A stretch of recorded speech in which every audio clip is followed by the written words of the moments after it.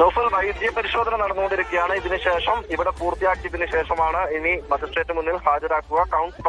Kannur town police സ്റ്റേഷനിൽ register ചെയ്ത jail ചാട്ടവുമായി ബന്ധപ്പെട്ട കേസിലുള്ള തുടർ നടപടികൾ സ്വീകരിക്കുക. ഏതായാലും ഇയാളെ ഈ ഗോവിന്ദസ്വാമിയെ കണ്ടെത്തിയതിനു ശേഷം ഈ കേസ് രജിസ്റ്റർ ചെയ്തു. അങ്ങനെ ആ കേസിലുള്ള തുടർ നടപടികളാണ് ഇനി സ്വീകരിക്കാനുള്ളത്. അല്പസമയത്തിനുള്ളിൽ തന്നെ വൈദ്യ പരിശോധന പൂർത്തിയാക്കി ഈ മജിസ്ട്രേറ്റ് മുന്നിൽ ഹാജരാക്കുമെന്നാണ് മനസ്സിലാക്കുന്നത്. ഏതായാലും ഈ പോലീസ് ഉദ്യോഗസ്ഥർ നൽകിയ പ്രതികരണത്തിൽ നിന്നുള്ള കാര്യങ്ങൾ തന്നെയാണ് ഏറ്റവും പ്രധാനപ്പെട്ടത്. ഇയാൾ 20 ദിവസത്തോളം ആസൂത്രണം നടത്തിയാണ് ജയിൽ ചാട്ടം നടത്തിയത്. കൂടാതെ ഇയാളുടെ പക്കൽ നിന്നും ആയുധങ്ങൾ കണ്ടെത്തിയിരിക്കുന്നു. ഇയാൾ ദിവസങ്ങളോളം വസ്ത്രങ്ങൾ ശേഖരിച്ചു വെച്ചു. മതിൽച്ചാട്ടത്തിന് വേണ്ടിയുള്ള ഒരുക്കങ്ങളൊക്കെ തന്നെ നേരത്തെ തയ്യാറാക്കി, ആസൂത്രണം ചെയ്ത് തയ്യാറാക്കി. അങ്ങനെയാണ് ഇയാൾ ജയിൽ ചാടിയിട്ടുള്ളത്. ഇക്കാര്യത്തിൽ ജയിൽ അധികൃതർ എന്ത് നടപടി സ്വീകരിച്ചു, അല്ലെങ്കിൽ അവരെന്ത് ചെയ്യുകയായിരുന്നു ഈ സമയത്തൊക്കെ എന്നുള്ള ചോദ്യത്തിന് കൂടിയാണ് ഇനി ഉത്തരം കണ്ടെത്തേണ്ടതുള്ളത്. ഈ ജയിൽ അധികൃതരുടെ വീഴ്ച തന്നെയാണ് ഇങ്ങനെയൊരു ജയിൽ ചാട്ടത്തിൽ, കുപ്രസിദ്ധമായ ഒരു കേസിൽ ശിക്ഷിക്കപ്പെട്ട ജയിലിൽ കഴിയുന്ന ഒരു കൊടും കുറ്റവാളി തന്നെ ഇങ്ങനെ ഒരു ജയിൽ ചാട്ടത്തിലേക്ക് എത്തിച്ചത് എന്നുള്ളതാണ് തന്നെയാണ് പോലീസും സ്ഥിരീകരിക്കുന്നത്. ജയിൽ അധികൃതരുടെ ഭാഗത്തും കൃത്യമായ വീഴ്ച ഉണ്ടായിട്ടുണ്ട്. അവർ ഈ സമയത്തൊന്നും 20 ദിവസം നീണ്ട ഒരു ആസൂത്രണം നടത്തുന്ന സമയത്തൊന്നും തന്നെ ഇവർക്ക് ഇതറിയാൻ കഴിഞ്ഞില്ല എന്നുള്ള ഒരു ചോദ്യത്തിന് തന്നെയാണ് ഇനി ജയിൽ അധികൃതർ ഉത്തരം പറയേണ്ടത്. ആ ചോദ്യം തന്നെയാണ് പോലീസും ഉയർത്തുന്നത്. 20 ദിവസത്തോളം നീണ്ട ഒരു ആസൂത്രണത്തിനൊടുവിലാണ് ഇയാൾ ജയിൽ ചാടിയിട്ടുള്ളത്. അതിനുവേണ്ടിയുള്ള തയ്യാറെടുപ്പ് നേരത്തെ തന്നെ, ആയുധങ്ങൾ എങ്ങനെ ഇയാളുടെ കയ്യിൽ കിട്ടി, കൂടാതെ വസ്ത്രങ്ങൾ കൂടുതലായി, അതായത് ഒരു മതിൽ, അത്ര ഹൈറ്റിലുള്ള സുരക്ഷാ മതിൽ ചാടിക്കടക്കാൻ വേണ്ട വസ്ത്രങ്ങൾ എത്ര ദിവസത്തോളം ഇങ്ങനെ ശേഖരിച്ചു വെക്കാൻ ഇയാൾക്ക് കഴിഞ്ഞു എന്നുള്ള ഒരു ചോദ്യം കൂടി ബാക്കിയാവുന്നുണ്ട്. അങ്ങനെ നിരവധി ഇനി ഉത്തരം പറയേണ്ടത് ജയിലധികൃതരാണ്. അവർ പോലീസ് ഇക്കാര്യങ്ങളൊക്കെ തന്നെ അന്വേഷണത്തിൽ ഉണ്ടാകുമെന്നുള്ളത് തന്നെയാണ് മനസ്സിലാക്കുന്നത്. ഏതായാലും ഇനി ഒരുപക്ഷെ ഗോവിന്ദസ്വാമിയെ ചോദ്യം ചെയ്ത് കൂടുതൽ വിവരങ്ങൾ പോലീസിന് ലഭിച്ചിട്ടുണ്ട് എന്നുള്ളതാണ് മനസ്സിലാക്കുന്നത്. കാരണം ഇയാളെ ലഭിച്ചതിന് ശേഷം, ഇയാളെ കണ്ടെത്തിയതിനു ശേഷം പോലീസ് ട്രെയിനിങ് സെന്റർ എന്ന് പറയുന്ന കണ്ണൂർ ടൗൺ പോലീസ് സ്റ്റേഷന് സമീപത്ത് തന്നെയുള്ള അവിടെ വെച്ച് അതിനുള്ളിൽ കൊണ്ടുപോയി ഉന്നത പോലീസ് ഉദ്യോഗസ്ഥർ തന്നെ, കണ്ണൂർ ജില്ലാ പോലീസ് മേധാവി തന്നെ സ്ഥലത്തെത്തി ഇയാളെ ചോദ്യം ചെയ്ത് വിവരങ്ങളൊക്കെ തന്നെ ശേഖരിച്ചിട്ടുണ്ട്. അതിൽ നിന്നും ചില വിവരങ്ങൾ മാത്രമാണ് പോലീസ് ഇപ്പോൾ പുറത്തു പറയുന്നത്. ആ വിവരങ്ങളിൽ നിന്നും മനസ്സിലാക്കുന്നത് 20 ദിവസത്തോളം ഇയാൾ ആസൂത്രണം ചെയ്ത് അങ്ങനെ ആയുധങ്ങൾ നേരത്തെ ശേഖരിച്ചു വെച്ചു. ഇത് മതിൽ ചാടുന്നതിന് വേണ്ടിയുള്ള വസ്ത്രങ്ങൾ നേരത്തെ ശേഖരിച്ചു വെച്ചു. അങ്ങനെ ഒരു തയ്യാറെടുപ്പ് നേരത്തെ നടത്തിയതിനു ശേഷമാണ് ഇയാൾ ജയിൽ ചാട്ടം നടത്തിയത്. അതുകൊണ്ട് തന്നെ ഈ വലിയ വീഴ്ച ജയിലധികൃതരുടെ ഭാഗത്തുണ്ടായി എന്നുള്ളത് പോലീസിന്റെ പ്രതികരണത്തിൽ നിന്ന് തന്നെ നമുക്ക് മനസ്സിലാക്കാം. ഈ സമയത്തൊന്നും തന്നെ ഒരു ഇടപെടലും അല്ലെങ്കിൽ ഇത് തടയുന്നതിന് വേണ്ടിയോ അല്ലെങ്കിൽ അത്തരത്തിലൊരു നിരീക്ഷണം ജയിലധികൃതരുടെ ഭാഗത്തുണ്ടായില്ല എന്നുള്ളത് പോലീസിന്റെ പ്രതികരണത്തിൽ നിന്ന് തന്നെ മനസ്സിലാക്കാം. അങ്ങനെ ഒരു ആസൂത്രണം തികച്ച ഒരു ബോധ്യത്തോടു കൂടി അങ്ങനെ നേരത്തെ മുൻകൂട്ടി ഒരു ആസൂത്രണം നടത്തിയതിനു ശേഷമാണ് ഇയാൾ ജയിൽ ചാടുന്നത്. അതുകൊണ്ട് തന്നെ ഇനി ഒരു പക്ഷേ കനത്ത നടപടികളിലേക്ക് കടക്കേണ്ടി വരും. ഒരു പക്ഷേ ജയിലധികൃതർക്കെതിരെ നേരത്തെ സൂചിപ്പിച്ചുള്ള നടപടികൾ ഉണ്ടായിട്ടുണ്ട്. ഇക്കാര്യത്തിൽ ഒരു പക്ഷേ വലിയ ഒരു അന്വേഷണം നടത്തുകയാണെങ്കിൽ കൃത്യമായി പുറത്തുനിന്നും ഒരു സഹായം ഉണ്ടായിട്ടുണ്ടോ എന്നുള്ള കാര്യം കൂടി പരിശോധനയ്ക്ക് വിധേയമാക്കേണ്ടതാണ്. അത്തരത്തിലൊരു അന്വേഷണം കൂടി പോലീസ് ഇപ്പോൾ നടത്തുന്നുണ്ട്. ആ ഒരു അന്വേഷണം കൂടി പൂർത്തിയായതിനു ശേഷമേ ഈ ഗോവിന്ദസ്വാമിയുടെ ജയിൽ ചാട്ടത്തിൽ ആർക്കൊക്കെ പങ്കുണ്ട് എന്നുള്ള കാര്യത്തിൽ ഒരു കൃത്യമായ ഒരു സ്ഥിരീകരണത്തിലേക്ക്, ഒരു നിഗമനത്തിലേക്ക് പോലീസിന് എത്താൻ കഴിയും. എന്തായാലും ഇയാളെ ജയിൽ ചാടുന്നതിന് വേണ്ടി പുറത്തുനിന്നും ആരെങ്കിലും സഹായിച്ചിട്ടുണ്ടോ എന്നുള്ള കാര്യം അത്തരം അന്വേഷണത്തിലേക്കൊക്കെ പോകേണ്ടതുണ്ട്. സിജോ വി ജോൺ ചേരുന്നുണ്ട്. സിജോ, ഇക്കാര്യത്തിൽ അന്വേഷണം ഒരു ഭാഗത്ത് പുരോഗമിക്കുന്നു. പ്രാഥമികമായി എന്ത് നടപടികളാണ് ജയിൽ വകുപ്പ് സ്വീകരിച്ചിരിക്കുന്നത്? ഇതിന്റെ ചുമതലയുണ്ടായിരുന്ന ഉദ്യോഗസ്ഥർക്കെതിരെ prison officer, deputy prison officer, assistant prison officer ഉൾപ്പെടെ 4 പേർക്കെതിരെ സസ്പെൻഷൻ നടപടി വന്നു എന്നുള്ളത് തന്നെയാണ് ഇപ്പോൾ ഏറ്റവും പുതിയതായിരിക്കുന്ന വിവരം. എന്തായാലും ഇതേക്കുറിച്ച് വിശദമായ അന്വേഷണം നടത്താൻ വേണ്ടി തീരുമാനിക്കുകയും ചെയ്തിട്ടുണ്ട്. എന്തായാലും വീഴ്ച ഉണ്ടായിട്ടുള്ള കാര്യത്തിൽ യാതൊരു സംശയമില്ല. ഒന്നാമത്തെ കാര്യം, ഇയാള് പുറത്ത് ചാടി പോയിട്ട് ഏറെ സമയത്തിന് ശേഷമാണ് ജയിൽ ചാട്ടം സംബന്ധിച്ച വിശദാംശങ്ങൾ, വിവരങ്ങൾ ഈ ഇവിടുത്തെ ഉദ്യോഗസ്ഥർ പോലും അറിയുന്നത്. എന്തുകൊണ്ട് കൃത്യമായി പരിശോധന നടത്തിയില്ല, ഒരാൾ ചാടിപ്പോയെങ്കിൽ എന്തുകൊണ്ടാണ് ആ കൃത്യമായ സമയത്ത് തന്നെ അറിയാത്തതും അതിനെക്കുറിച്ച് അയാളെ പിടികൂടാനുള്ള ശ്രമങ്ങളിലേക്ക് പോകാത്തത് എന്നുള്ള കാര്യമാണ് ഒന്നാമത്തെ കാര്യം. രണ്ടാമത്തെ കാര്യം എന്ന് പറയുന്നത്, ഈ ജയിൽ ബ്രേക്ക് നടന്നതിന് ശേഷം ഏറെ സമയത്തിന് ശേഷമാണ് പോലീസ് ഉദ്യോഗസ്ഥരെ വിവരം അറിയിക്കുന്നത്.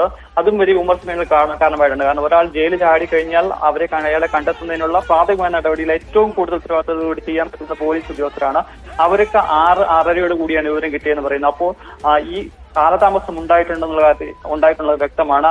എന്തുകൊണ്ട് ആ കാലതാമസം ഉണ്ടായിട്ടുള്ള കാര്യം സംശയിക്കുന്നു. അതോടൊപ്പം തന്നെ ഇയാൾക്ക് ഈ ഇരുമ്പ് കമ്പിയൊക്കെ അറക്കുന്നതിനുള്ള ആയുധങ്ങൾ ഉൾപ്പെടെ അയാൾ കയ്യിൽ സൂക്ഷിച്ചിരുന്നു. ഇത്തരം ഒരു ആയുധങ്ങളൊക്കെ അയാൾ കയ്യിൽ സൂക്ഷിച്ചിട്ട് ആ സെല്ലിൽ സൂക്ഷിച്ചിട്ട് എന്തുകൊണ്ട് ആ ഉദ്യോഗസ്ഥർ കണ്ടെത്തിയില്ല എന്നുൾപ്പെടെയുള്ള കാര്യങ്ങളുണ്ട്. അങ്ങനെ പിഴവുകളുടെ ഒരു കൂമ്പാരം തന്നെയാണ് ജയിൽ വകുപ്പ് അധികൃതരുടെ ഭാഗത്തുണ്ടായിരിക്കുന്നത്. പ്രാഥമികമായി കിട്ടുന്നതിൽ ഇത്തരം വീഴ്ചകളൊക്കെ ജയിൽ വകുപ്പ് അധികൃതർക്ക് വ്യക്തമായിരിക്കുന്ന ആ ഒരു കണ്ടെത്തലിന്റെ അടിസ്ഥാനത്തിലാണ് ഉദ്യോഗസ്ഥർക്കെതിരെ ഇപ്പോൾ സസ്പെൻഷൻ നടപടി ഉണ്ടായിരിക്കുന്നത്. സുനിൽ ഐസക് ചേരുന്നുണ്ട്. സുനിൽ, നമുക്കിനി കുറച്ചുകൂടി വ്യക്തത വരേണ്ട കാര്യങ്ങളുണ്ട്. അതായത് എത്ര മണിക്ക് കൃത്യം ഈ ഗോവിന്ദച്ചാമി ജയിൽ ചാടി, എത്ര മണിക്ക് ജയിൽ അധികൃതർ വിവരം അറിഞ്ഞു, എത്ര മണിക്ക് പോലീസിനെ വിവരം അറിയിച്ചു തുടങ്ങിയ കാര്യങ്ങളിൽ വ്യക്തത വന്നിട്ടുണ്ടോ? ഔദ്യോഗിക സ്ഥിരീകരണം ഇപ്പോഴും വന്നിട്ടില്ല. പക്ഷേ നേരത്തെ നമുക്ക് ലഭിക്കുന്ന വിവരം അനുസരിച്ചാണെങ്കിൽ 4:15 5 മണിക്കും ഇടയ്ക്ക് ജയിൽ അധികൃതർക്ക് ഈ വിവരം ലഭിച്ചു എന്നാണ് സിറ്റി പോലീസ് കമ്മീഷണർ പറഞ്ഞത്. അത് പക്ഷേ അത്രമേൽ സ്ഥിരീകരിക്കാൻ പറ്റുന്ന വിവരമല്ല. കാരണം പോലീസിന് ഈ വിവരം ഇവർ കൈമാറുന്നത് 7:10 അങ്ങനെയാണെങ്കിൽ ഒരു 6:30 മണിക്ക് ശേഷം മാത്രമായിരിക്കും ഇക്കാര്യം ജയിൽ അധികൃതർ അറിഞ്ഞിട്ടുണ്ടാവുക എന്നാണ് പ്രതീക്ഷിക്കുന്നത്. അതായത് 2-3 കാര്യങ്ങൾ നമുക്ക് ഇതിനകത്ത് പ്രധാനപ്പെട്ടതായി ചൂണ്ടിക്കാണിക്കേണ്ടതുണ്ട്. ഒന്ന്, ഈ B10 എന്ന് പറയുന്ന ബ്ലോക്ക്, അത് ഏറ്റവും അതിസുരക്ഷാ ജയിലാണ്. ആ ഭാഗമാണത്, സെല്ലാണ്. അത്രമേൽ സുരക്ഷ ഉണ്ടാവേണ്ട, രാത്രിയിലടക്കം പാറാവുകാരുണ്ടാവേണ്ട സെല്ലാണ് B10. അവിടെ ഇന്നലെ രാത്രി പാറാവിന് ഉദ്യോഗസ്ഥനുണ്ടായിരുന്നില്ല എന്നത് 100% ഉറപ്പാണ്. അങ്ങനെ ഒരു ഉദ്യോഗസ്ഥൻ അവിടെ ഉണ്ടായിരുന്നെങ്കിൽ ഈ ഇരുമ്പ് കമ്പി അറുത്തു മാറ്റി ഒരു കാരണവശാലും അയാൾക്ക് ജയിലിന് പുറത്തിറങ്ങാൻ കഴിയുമായിരുന്നില്ല. മാത്രമല്ല, ആ CCTV ദൃശ്യങ്ങളിൽ നോക്കൂ, അയാൾ എത്രമേൽ ലാഘവത്തോടു കൂടിയാണ് അതുവഴി നടന്നു പോകുന്നത്. അവിടെ ഒന്നും ഒരു ഉദ്യോഗസ്ഥനും ആ സമയത്ത് ഉണ്ടായിരുന്നില്ല എന്ന് കൃത്യമായി തെളിയിക്കുന്ന ദൃശ്യങ്ങളാണ് ആ CCTV ദൃശ്യങ്ങളിലുള്ളത്. ഈ B10 സെല്ല് കഴിഞ്ഞാൽ അതിനപ്പുറത്തൊരു ചെറിയ മതിലുണ്ട്. അതിനോട് ചേർന്ന് വലിയ, സാധാരണ നമ്മൾ പുറത്തുനിന്ന് കാണുന്ന ജയിലിന്റെ മതിലുണ്ട്. അതിൽ ചെറിയ മതില് അവിടെ വെള്ളം പിടിക്കാൻ ഉപയോഗിക്കുന്ന വലിയ ടാങ്ക് ഉപയോഗിച്ച് അതിന് മുകളിൽ ചവിട്ടി കയറി അയാൾ ആ മതിൽ മറികടക്കുന്നു. അതിനുശേഷം ചെറിയ മതിലിന് അവിടെ നിന്ന് കടന്ന് വലിയ മതിലിന് അവിടേക്ക് പോകുന്ന ആ ദൃശ്യങ്ങളാണ് ഇപ്പോൾ നമ്മൾ കുറെ മുമ്പ് സ്ക്രീനിൽ കാണിക്കുകയും ചെയ്തത്. അവിടെ നിന്ന് ഏതാണ്ട് ഒരു 3:35 ഇയാൾ അവിടെ നിന്ന് ജയിൽ ചാടി പുറത്ത് കടന്നിട്ടുണ്ടാവാം എന്നാണ് പ്രതീക്ഷിക്കുന്നത്. അവിടെ നിന്ന് പിന്നീട് നടന്ന് എവിടെയെങ്കിലും ഒക്കെ വിളിച്ചിരുന്ന് അവിടെ നിന്നൊക്കെ ആയിരിക്കാം ഇയാള് ഈ പറഞ്ഞ ഈ പിടികൂടിയ ആ ഭാഗം ഉണ്ടല്ലോ, അതായത് ഈ AKG ആശുപത്രി കഴിഞ്ഞ് അവിടെ നിന്ന് സ്റ്റേഡിയത്തിലേക്ക് പോകുന്ന റോഡ്, ആ ഭാഗത്തേക്ക് വന്നിട്ടുണ്ടാവുക. എന്തായാലും അതുവരെ അയാൾ വളരെ കൂളായി നടന്നു പോയിട്ടുണ്ട്. സ്വാഭാവികമായും ഒരു 6 മണിക്ക് ശേഷം മാത്രമായിരിക്കാം ഇയാൾ ജയിൽ ചാടി എന്നുള്ള വിവരം ജയിൽ അധികൃതർ അറിഞ്ഞത് എന്നത് കൃത്യമാണ്.